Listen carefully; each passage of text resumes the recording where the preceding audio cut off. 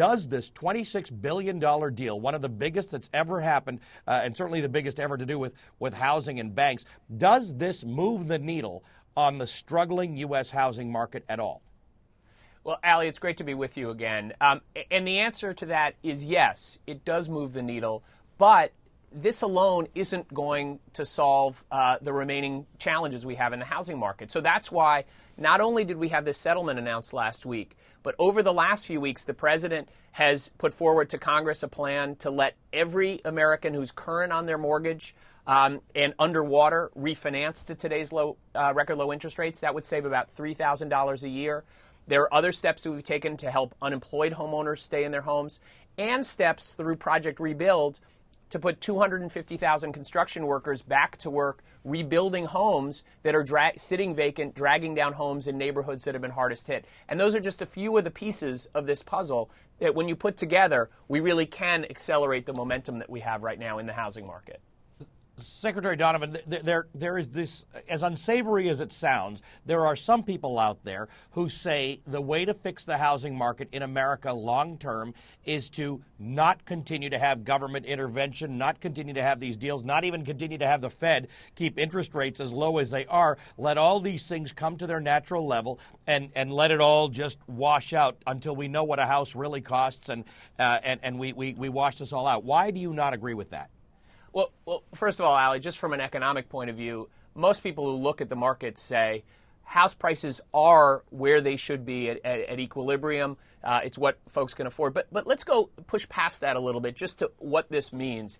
What folks who are saying just let it hit bottom, the real consequences of that to families and neighborhoods are enormous. You know that a home is the single biggest investment a family makes. It's how they often send their kids to college through the equity in their homes. They start businesses. And, you know, it's almost like saying, well, if somebody's house is burning down, we should just let nature take its course, even if it might make the entire neighborhood go up in flames. I don't believe, the president doesn't believe, that we should just let families and neighborhoods bear the brunt of this crisis like that. And we're going to keep fighting, taking additional steps like this settlement and others we've announced over the last few weeks to make sure that the encouraging signs we have in the economy continue. Secretary, I just got back from Toronto last night, and in Canada, as you know, they do not encourage homeownership through a subsidy, an interest rate deduction, which the United States does, and there are some people who have said that should go away, and yet homeownership rates in Canada are higher than they are in the United States. Do we long-term need to get out of the business of the government sort of creating this idea that it is a useful part of the American dream to own a home? Well, Allie, what I would say is we need to have a balanced housing policy in this country. For too long, we were so focused on just getting people into homes rather than making sure it was the right decision for them. And frankly, making sure that not just they could get in the homes, but they could stay in the homes long term.